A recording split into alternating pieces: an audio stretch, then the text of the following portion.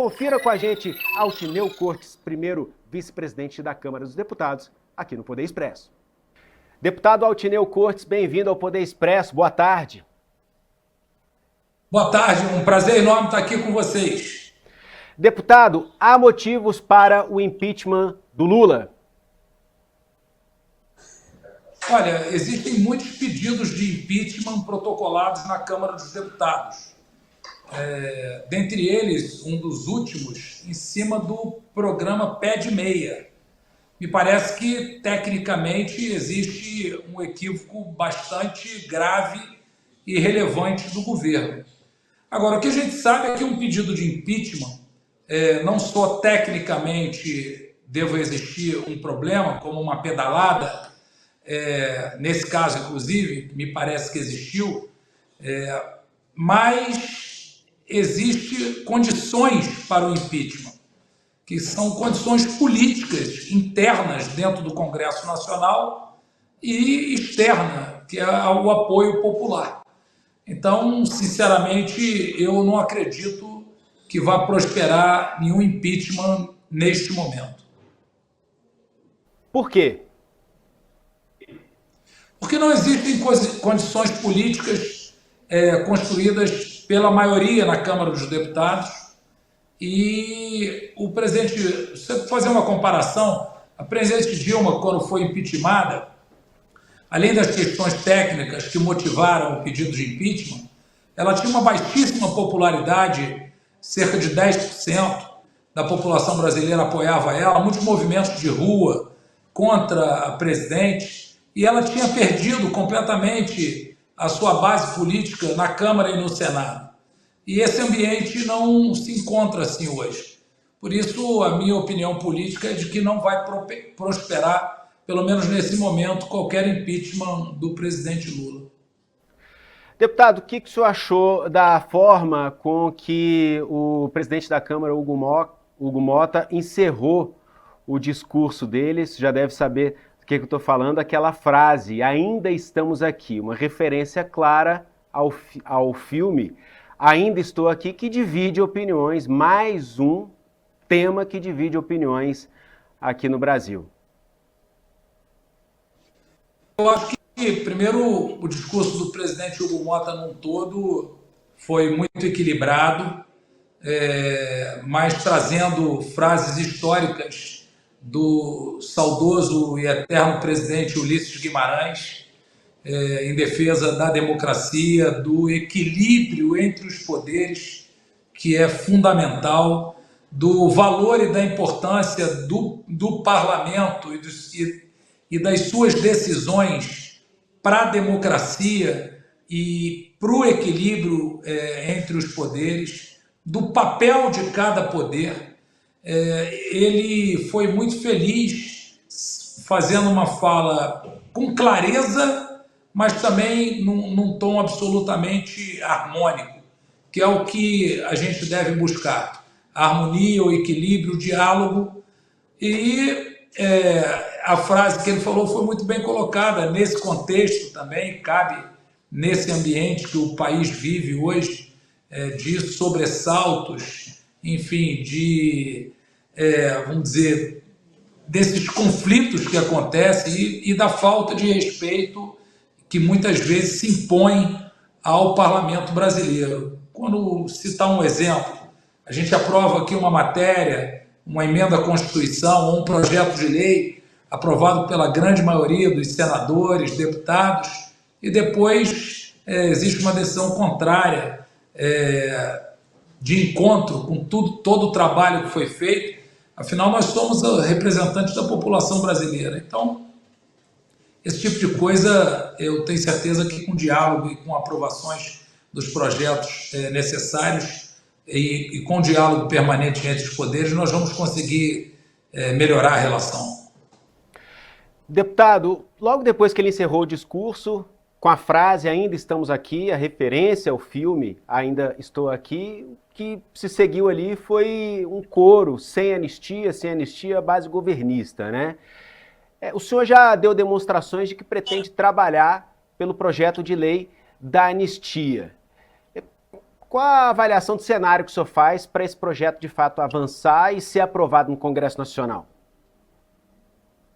Olha, eu fico pensando, sabe, que as questões dessa polarização que obviamente existe e os radicais da esquerda fizeram aquela descortesia com o presidente Hugo Mota naquele momento festivo da Câmara, de unidade da Câmara. Eu considero que aquilo tenha sido, sobretudo, uma falta de respeito, apesar de terem o direito de se manifestar, mas eu acho que não caberia naquele momento. Essa pauta da anistia não é uma pauta do Partido Liberal. Isso é uma pauta que a sociedade brasileira anseia, na sua maioria, para fazer justiça a muitos brasileiros que estão presos, passando por dificuldade, com penas elevadíssimas.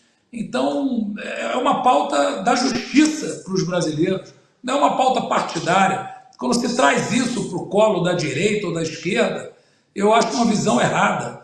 O Brasil já aconteceu na sua história a anistia de sequestradores, de assaltantes de bancos, de pessoas que sujaram as suas mãos de sangue verdadeiramente, né, inclusive envolvidas em crimes.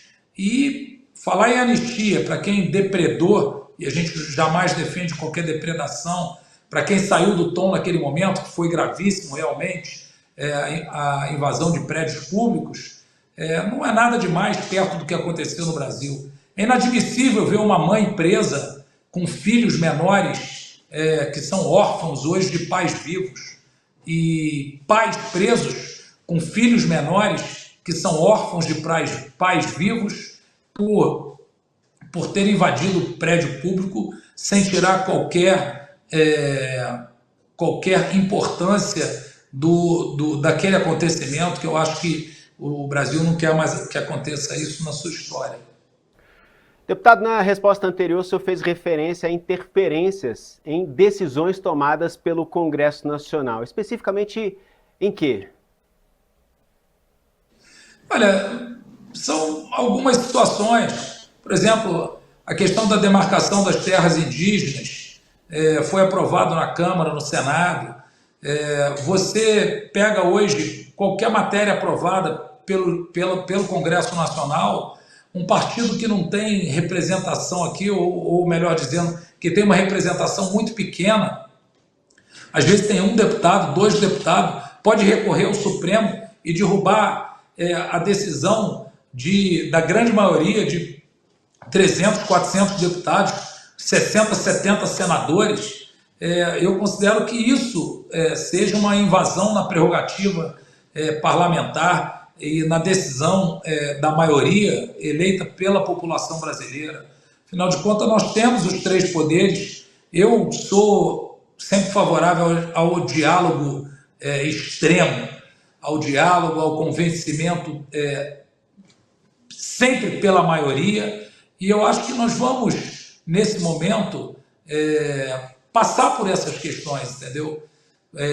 Com o diálogo do presidente Lula, com o diálogo do presidente Hugo Mota com o presidente Lula, com o presidente Davi Alcolumbre, com o presidente Bolsonaro, com o Supremo Tribunal Federal. Todos precisam dialogar. O Brasil está acima disso tudo.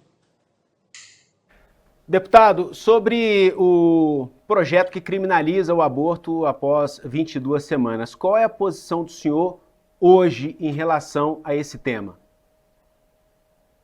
Olha, o Partido Liberal é contra o aborto. Isso é muito claro, isso é uma das nossas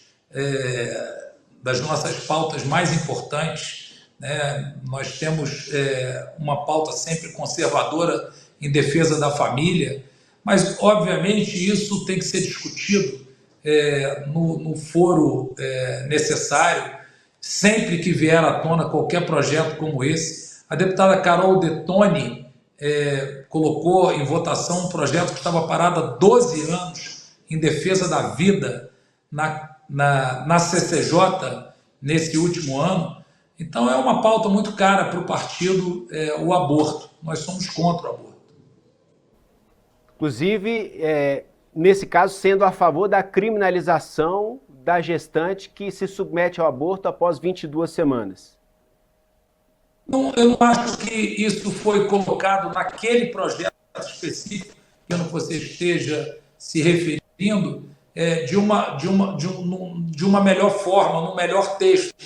Eu acredito que isso pode ser mais bem elaborado, dependendo de quais são as circunstâncias disso, mas tecnicamente, obviamente, a nossa bancada, a deputada Cris Tonieto, o deputado Sóstenes Cavalcante, a deputada Carol Detone e vários outros deputados que estão muito próximos à defesa da vida, saberão, obviamente, se houver qualquer discussão, colocar ali o que acharem necessário e justo em defesa da família e da vida.